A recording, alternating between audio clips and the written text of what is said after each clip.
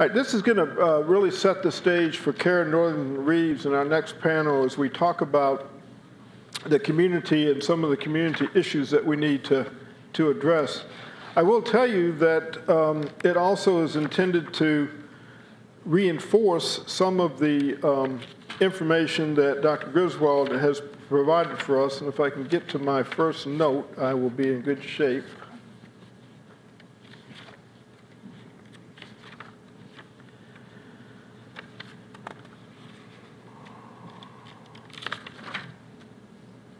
Okay, first let me begin, if I could.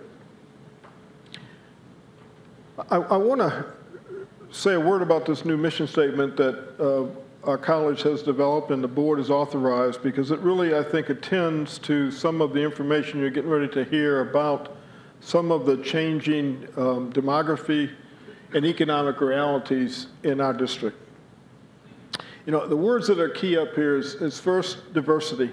And you're going to see in a moment a district that in the last 10 years has dramatically changed in terms of who those students will be that we would now serve as opposed to the group that we used to serve. The board, and I think the college community as a whole, absolutely will not give up on quality that's affordable and accessible. The one change that I think we have made as an institution is accessible simply does not mean for us, you're welcome in. It means we need to get you through. So some additional burden on the institution, if we're going to accept you and say, yes, come study with us, then we are by implication saying you can do this, and we're going to help get you through. And then finally, as I said to Jim Applegate earlier as I introduced him, we're not broke, but we can't do anything more than what we're doing with what we got. And if we want to do more and get greater scale, then we must find ways to collaborate with our partners and across our community, because it is about the individuals. This changed my life, according to that student in manufacturing, gave me a way in which I could be self-sufficient, effective workforce, and then lastly, the citizenry and the society that we live in. So I'm really proud of this new mission statement. It will be what we're going to anchor the next strategic plan in, and I wanted to make sure that we quickly reviewed it. There are three things that continue to drive us as we think about our planning for the next 4 or 5 years. One has not changed a bit from the last time we had this conversation 5 years ago, and that is the necessity of post-secondary credentials in this society. The other, changing student demographics, as I mentioned, and the huge impact that we see and can achieve through technology. The last time I gave this presentation to a strategic planning conference at Harper, our country was 12th in the nation, in the world with higher education post-secondary credentials. In the 5 years it's been since we've had that conversation, we're now 16th. Now, why does that matter? Two huge fundamental connections. First, if you currently live in the middle class, you have some income level, if your family is $75,000 or more, and you want to stay there, the only way, unless your folks are entrepreneurs and put you in business for yourself, the only way you're going to stay in that middle class is achieve some credential that has post-secondary value attached to it and recognized by employers. So the first issue is just helping people stay where they are. That's important. But even more important, and I say this to you as a personal way of thinking about this. Some of you know Kathy and I have a grandson. And our grandson was born to a single mom. And that single mom, when he was 3 months old, had no place to live, had no job, had no driver's license, had no money, lived in another state. And if that single mom had stayed in that situation, that grandson, who's now 5, would have been a child who was born into poverty, would have lived in poverty, and would have potentially stayed in poverty the rest of his life. What happened? Mom had an epiphany. I better go live with Mom. I got to figure this out. She comes to live with Mom, brings the son. Guess what? Kid has an epiphany. She met Kurt. She's now almost a welder. She can't clean her room, but she can weld. She has the opportunity to earn, pretty soon, $45,000, $50,000. Is that fair, Kurt? Sean, who has not lived the same life he would have lived if Mom hadn't had her first epiphany, is a really smart kid. He also has had an iPhone since, or at least an iPad, since the time he was 18 months old. I keep warning our faculty, he's coming. That education that that young gal got is going to be a game changer for her, and there are thousands of young people in our district and adults who face that same situation every day today. So post-secondary credentials are, and I'm talking about a welder, it's a college credentialed role in our society that provides a self-sustaining income for an individual. So you think it's not important? I can tell you it is darn right important. I probably made it too personal, but I couldn't figure out any other way to make the point really well. We are not educating in our district any longer a bunch of lily white, middle class, second generation college students. When Harper started, we had a lot of folks like that. Today, we see in our district a decrease in the median income and an increase in low incomes. Let me demonstrate it to you really very succinctly. Each one of those dots represents a school in the district that we serve. That district, our district boundaries mirror 211, 220, and 214 when you put them all together. 10 years ago, you probably can't see it very well, but up in there, there's blue dots and yellow dots and red dots. The ones I wanted you to really think about are the red dot schools. 10 years ago, our district had 6 schools that we've designated with a red dot that 50% or more of the kids in that school had free or reduced lunch. That's 2003. 2013, 30 kids, 30 institutions, 30 red dots. Now, what did I say? If you're born into poverty and if you don't figure out a way to get through secondary and some post-secondary credential, you're probably going to remain in poverty. That's where those kids are. The 30 individuals I introduced you to are in those schools because we're aware that we've got to change that trajectory for those kids. Jim talked about adults.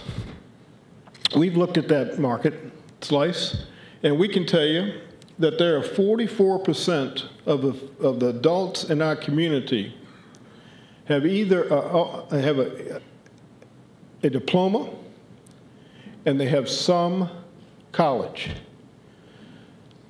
That's a ton of people.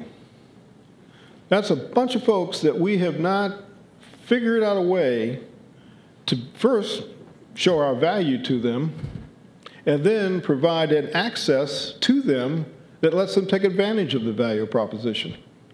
And I will say to you, with all due respect to my faculty colleagues, and with great reverence for Brian, who was willing to talk about competency and seat hours and Carnegie unit, I am still amazed that the Carnegie unit evolved from a retirement system to help faculty administrators figure out how much time faculty had in their teaching roles to earn retirement. It had nothing to do with learning outcomes. But we've put a whole industry on it. So what I would say to you, Jim, and for us to think about is that 44% of our adults who have high school and some college, they are ripe for the picking, and we need them. So the question is, how do we access them? Very different in terms of what we look like. In the last 10 years, 40,000 Caucasians have left our district, been replaced by primarily Hispanics, some increase in African American, but not a lot, but some. Our birth rates have gone down. Our high school graduating classes have gotten smaller. Our penetration of the high school class is really excellent, 40%, as high as any in the nation. But that group is getting smaller. If we think we're going to pay the bills based on that segment of the market by itself, there's just not enough of them. So we get back to why it's important. We think about, even from a self-centered kind of way, it's important that we think about some other markets and provide access to other markets beyond that traditional age student. And students that come to us from homes that typically have had no higher education. For the first time in 3, 4, maybe 5 semesters, the board has been waiting for me to say enrollment is up, because I keep saying enrollment's down. Mr. Kelly tells me it's because tuition's too high. I don't think so. But it is, it's been down. Good news, enrollment's up. Bad news, they're not taking enough credits. So for the first time in about 2 years, we have more students at Harper this spring than we had last spring, which is really the first time we've been able to say that. But they are not taking as many credits because they're working, they've got other things they've got to do. So while we have a nice, robust entering class, they tend to be going much less full-time and having other responsibilities. I wanted to underscore the issue of economics in our district. When I first came to Harper, 2,500 students were receiving Pell Grants. 2,500 out of 30,000. Today, 4,600, and you see the numbers? From 5.8 million to over 12. Now, some institutions, one I was president before I got here, 80% of the students were on Pell Grants. 80%. The point here is we have more now than ever before, direct correlation to the changing socioeconomic demographics. We pointed out the message is our students are different, and we've got to find a way to meet them where they are. Where are the opportunities? Karen Northington-Reed's going to speak with us in a minute about our community and some of these opportunities, but we wanted to point out that there continues to be big workforce gaps, and it was alluded to earlier in the first of, I think, a series of conversations we're going to have around manufacturing. But manufacturing and healthcare continues to be areas, employment sectors in our community that we still have real gaps of supply and demand. And we know that beyond healthcare, manufacturing is really not growing, but because of the retirements that are now moving through the workforce pipeline, those replacement jobs, while there won't be any new ones, there's still a lot of them that need to be filled. But we can look to healthcare, social services, management, and technology as growth areas for us with respect to where we might want to look at developing more programs, particularly for adults. I just can't, 3 years ago we brought in Diane Oblinger, who was at the time the president of EDUCAUSE and really helped us think about technology. We are moving to a very interactive experience with students with the use of technology. But let me just leave for you the thought as we work with this next strategic plan. How can we use the massive investment, and the board's invested over $3 million since I've been there, in technology-related software and hardware? How can we make that investment work to help each student on our campus develop a clear path to completion? One that student is aware of from the day they first start. We monitor throughout their experience. We give them a little kick when we see them getting off track, or we help them change tracks if that's what they need to do, but we know about it. We know it, and we interact with them. We can't do it with people. Not enough money, Jim. We can do it by blending the expertise of our people and the robustness of our technology assets. We need to really think about that with respect to this plan. So I can't write the plan. I wish I could, Tom. But since I can't, let me tell you what I think I would write about if I could write the plan. I wouldn't write 4 directions and 12 goals. Somebody pointed out earlier, I think it was you, Jim, that's way too many. We really we worked hard, but the path was too wide. We really need to narrow our focus. And we're thinking 2 or 3 general directions probably would put us on the right track, and 4 or 5 specific goals would help us. And what we might want to consider are 3 specific areas, 4 specific areas. And I said it earlier, there is a place every student is supposed to go, mostly every day. It's called a class. How do we engage our faculty in those classrooms to assist with the completion agenda? Second, we really do have too many choices at Harper. We're a great place. We have more choices than any smorgasbord I've ever been to. Frankly, we think there are too many and are very distracting for students who come to us pretty undecided. So how do we identify some specific pathways for students that they can see a beginning and an end to in the life of 2 years, as opposed to 3, 4, 5, or 6? I'm talking about the full-time students. If we don't do something with the adult students, somebody else will. I think the question is, what do we want to do? Is there a niche of that group that we want to try to get after and support? You know, we think about all adult students. Well, there's a lot of room to think about that question from 19, I've got my Medicare card now, 65. Still standing tall, but I do have my card. That adult student, we've got to identify which part, what segments, what employment sectors, and then find ways to match them where they are, not where we are. That's tough. It will cause us to have lots of big conversations and decisions to make about how we deliver platforms of learning outcomes for students when they need them, not when we can deliver them. And then finally, leverage the heck out of technology. I mean, this plan, in my view, should be supported with almost every strategy we have with a technological asset. We've got the assets, but we have not yet targeted those assets in the kind of ways that we leverage them to the best of what we've put into them. That is a quick environmental scan. Let me pause and see if there are any questions. Anybody get a question for Ken? Yes, over here. Do we have any microphones on this side of the room? Veronica? Yes. Yes. Here, wait.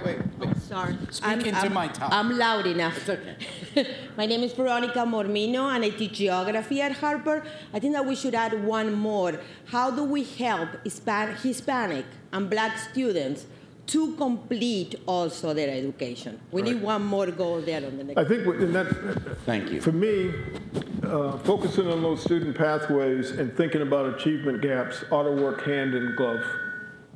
Because I do think that there are different support systems on a student pathway for high-risk students than they are for not-so-high-risk students. And the 2 groups that you have mentioned typically fall in a high-risk category. Other questions for Ken? Any other questions for Ken? Jimmy was?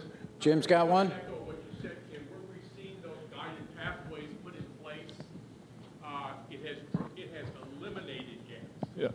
Yeah. In many institutions. So it really, where we've seen a real focus on student pathways and the data you talked about and making sure they're on track, where we've seen that implemented with fidelity around the country, it has, in fact, with institutions that had big gaps, if it didn't reduce them by at least 25 or 50%, it eliminated them. So I'm just echoing what you said. Awesome. Thanks, Jim. Any other quick questions for Ken? Okay, Mr. Ender. Thank you. All right, thank you.